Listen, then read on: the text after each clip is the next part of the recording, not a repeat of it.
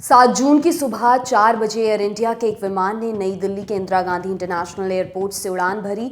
लगभग 15 घंटे की यात्रा के बाद इसे अमेरिका के सैन फ्रांसिस्को पहुंचना था, लेकिन बीच रास्ते में ही इसमें खराबी आ गई, जिसके कारण प्लेन की रूस में इमरजेंसी लैंडिंग करानी पड़ी। इस प्लेन में 200 से ज़्यादा यात्री सवार थे। वे अभी भी रूस के मकदान में फंसे हुए हैं।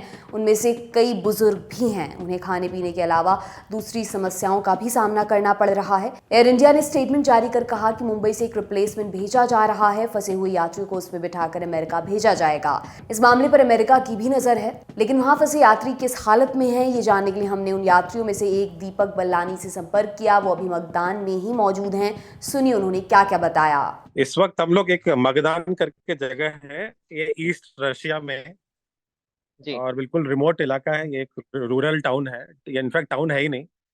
तो हम यहाँ पे हैं। प्लेन जो लोकल टाइम दिल्ली से उड़ा था लगभग 4 बजे सुबह।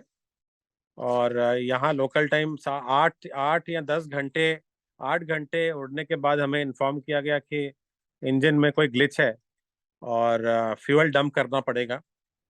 तो उन्होंने एक फ्यूल डंप, पायलट ने फ्यूल डंप किया और इन्फॉर्म किया कि भाई हम एक मगदान रशिया में लैंड करेंगे, क्योंकि इंजन में प्रॉब्लम है। और उसके अनाउंस करने के 2 घंटे बाद लगभग मगदान में हम लोग लैंड किए। उस समय लोकल टाइम यहाँ पे लगभग 6, साढ़े 6, 7 बज रहे थे। और लैंड करने के बाद भी लगभग 4 से 5 घंटे हमें एयरक्राफ्ट में ही लगा। और उस 3 घंटे बाद रशियन अथॉरिटीज आए, हमारा पासपोर्ट लिया, स्कैनिंग किया। फिर हमें एक बस में बैठा के लगभग 1 2 घंटे बस में बैठाया। और एक स्कूल प्रेमाइस है, तो स्कूल में डेस्क सब हटा के गद्दे बिछाए। 10 10 20 20 25 25 लोग जो हैं हॉल्स में रह रहे हैं। सर, क्या और आप दिखा सकते हैं एक बार? मैं आपको जी। इस जहाँ मैं बैठा हूँ वहाँ का मैं जरा दिखा देता हूँ जी। आपको। तो आपको एक आइडिया लग जाएगा कि कैसा यहाँ सिचुएशन है। 1 मिनट, ऐसे दिखाओ। ऐसे मैं दिखा देता हूँ घुमा के।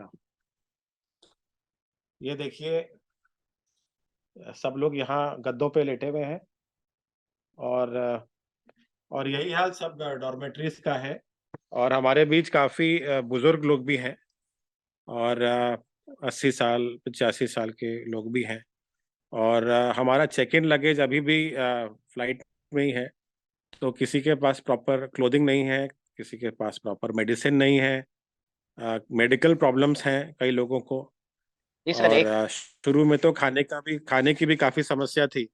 हम्म। बट रोटरी क्लब और यहाँ रेड क्रॉस ने फिर कुछ खाना पीना प्रोवाइड किया है। तो लेकिन हमें एयर इंडिया से सबसे बड़ी शिकायत है, क्योंकि कोई इंफॉर्मेशन एयर इंडिया से कुछ भी कब अपडेट नहीं है, ऑफिशियल अपडेट नहीं है। 16 क्रू मेंबर्स थे, 3 कैप्टन थे, कोई भी इस स्कूल में नहीं रह रहा। किसी का प्रेजेंस हमें पता नहीं कहाँ है। हमें बस यहाँ पैसेंजर्स को यहाँ छोड़ दिया और जाके कहाँ ठहरे हैं, किसी सिटी में जाके ठहरे हैं, किसी को कोई आइडिया नहीं। लॉजिकली जब ऐसे चैलेंजेस आते हैं तो एयर इंडिया को बिल्कुल साइट पे रह के पैसेंजर्स के साथ रह के उनको री इंश्योर करना चाहिए, री अश्योर करना चाहिए और अपडेट देना चाहिए। वो बिल्कुल बिल्कुल भी उनका सपोर्ट और कोऑपरेशन एयर इंडिया से नहीं है। सर, इंडियन अथॉरिटी से अभी आपकी कोई बातचीत हुई है क्या? कोई संपर्क में है वहां से आपके? नहीं, इंडियन अथॉरिटी से तो कोई संपर्क हम लोगों का डायरेक्टली नहीं है। बट हमें जो अपडेट मिल रहा है कि इंडियन एम्बेसी कोशिश कर रही है सारी फैसिलिटीज हमको प्रोवाइड करने का। बट यहाँ पे कोई इंडियन एम्बेसी से कोई रिप्रेजेंटेटिव या कोई ऐसा ऑफिशियल हमारे संपर्क में तो नहीं है। सर, मुंबई से एक प्लेन अभी निकला हुआ है, मतलब आप लोगों को वहां से निकाल के वापस ले जाने के लिए। इस बारे में कोई जानकारी अभी आपको दी गई है? अभी 10 मिनट पहले ही मालूम चला है कि मुंबई से प्लेन जो है उड़ चुका है, रेस्क्यू प्लेन। और लोकल टाइम से लगभग 6:30 बजे सुबह यहाँ पहुंचेगा। और यहाँ पे फिर 3 घंटे, क्योंकि सामान भी लोडिंग अनलोडिंग होगा। और लगभग सैन फ्रांसिस्को देर रात 10 या 11 बजे पहुंचेगा। बट अभी तक तो कुछ पता ही नहीं चल रहा था, क्योंकि अनऑफिशियल सोर्सेज से मालूम चल रहा था कि भाई इस टाइम पे उड़ने वाला है। फिर बताते थे परमिशन नहीं है। बीच में किसी ने बोला कि भाई प्लेन आएगा लेकिन वापस इंडिया लेके जाएगा, क्योंकि यूएस प्लेन नहीं जा सकता, उतनी परमिशन नहीं है। कोई ये बोल रहा है बोइंग से अप्रूवल लेना है क्योंकि फ्यूल अलग है। सो एक एयर इंडिया का कंप्लीट एपैथी बोलते हैं ना, बिल्कुल केयरलेसनेस एटीट्यूड कि कोई प्रॉपर इन्फॉर्मेशन नहीं है। अगर प्रॉपर इन्फॉर्मेशन नहीं है तो क्या होता है, रूमर्स फैलते हैं और एंग्जाइटी बढ़ती है लोगों में। सर वहाँ रशियन अथॉरिटी के अलावा कोई और कोऑर्डिनेट करने के लिए है आपके पास, या सिर्फ रशियन अथॉरिटी ही कोऑर्डिनेट कर रही है यहाँ पे? कौन है वहाँ कोऑर्डिनेशन नहीं, के लिए भी? रशियन रशियन रशियन अथॉरिटीज ही है, कोई ऐसा कोई कोऑर्डिनेटर नहीं है। और हम लोग क्या बाहर जाते हैं और जो एंट्रेंस पे कुछ ऑफिशियल्स रशियन होते हैं उनसे ही हम लोग किसी तरह से बात करने की कोशिश करते हैं, क्योंकि लैंग्वेज एक बहुत बड़ा बैरियर है। तो उनको समझाने की कोशिश करते हैं और वो अपनी तरफ से पूरी कोशिश करके अरेंज कर रहे हैं चीज़ें। But as per as such कोई और रशियंस के अलावा कोई और हमारे यहाँ यहाँ पे नहीं है कोई मदद करने की। जैसे कि बताया, काफ़ी ओल्ड लोग हैं और मैं भी कई लोगों से, हमारे रूम में भी एक बुजुर्ग महिला को रात को हाइपरटेंशन की प्रॉब्लम हो गई। काफ़ी ओल्ड थी, क्योंकि वो नीचे बैठ नहीं पा रही थी, नीचे लेट नहीं पा रही थी, तो रात भर वो चेयर पे ही बैठी रहीं। तो उनसे उनसे बीपी हाई हो गया और उनको बड़ी एंग्जाइटी हुई। दूसरी एक बुजुर्ग महिला थी, उनको अस्थमा का प्रॉब्लम है, वो भी परेशान हो रही थी। और आई एम श्योर ऐसे ही कई सारे लोगों को, कई सारे बुजुर्ग लोगों को परेशानी हो रही होगी। तो ये सब चीज़ें सोचनी चाहिए एयर इंडिया को। आई थिंक इतनी बड़ी कंपनी है, तो ये बेसिक चीज़ भी अगर नहीं सोचेंगे तो इतनी बड़ी एयरलाइंस कहाँ से चलाएँगे? टोटल आप लोग वहाँ कितने लोग हैं, और क्या आपको रहने के लिए एक ही जगह अलॉट की गई है कि और भी जगह दी गई हैं? नहीं, यहाँ पे लगभग टोटल पैसेंजर्स तो मेरे ख्याल से 220 के लगभग थे। जो छोटे बच्चों, जो इन्फेंट्स के साथ जो मदर्स थी, उनको कहीं और रुकवाया गया है। और यहाँ पे लगभग मेरे हिसाब से 150 के लोग लगभग, यहाँ मेजॉरिटी जो है इसी स्कूल में रह रहे हैं। सर आखिरी सवाल मेरा, आपको सरकार से या एयर इंडिया से कोई कुछ कहना, कुछ अपील करनी है तो आप कह सकते हैं। दो अपील सरकार से ये अपील करनी है कि जितनी जितने भी कोशिश करके जो भी परमिशंस है प्लीज ले लीजिए, और हमें इमीडिएटली जब लैंड करे फ्लाइट तो 2 घंटे के अंदर यहाँ पे सारा परमिशन सब कुछ मिल जाए, ताकि हम यहाँ से टेक ऑफ करें और अपने डेस्टिनेशन पे पहुंचे।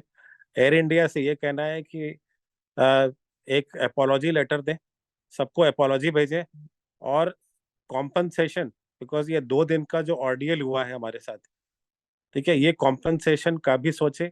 How you are going to compensate all the passengers जो आपकी वजह से ये ऑर्डियल हुआ है। 24 साल पुराना एयरक्राफ्ट, पहली बात तो इतना पुराना एयरक्राफ्ट आपको इतने लंबे रूट पे चलाना नहीं चाहिए था। दूसरा, आपके एयरक्राफ्ट के मेंटेनेंस, आपने 220 जानों को आपने जोखिम में डाला because of your share negligence of engineering.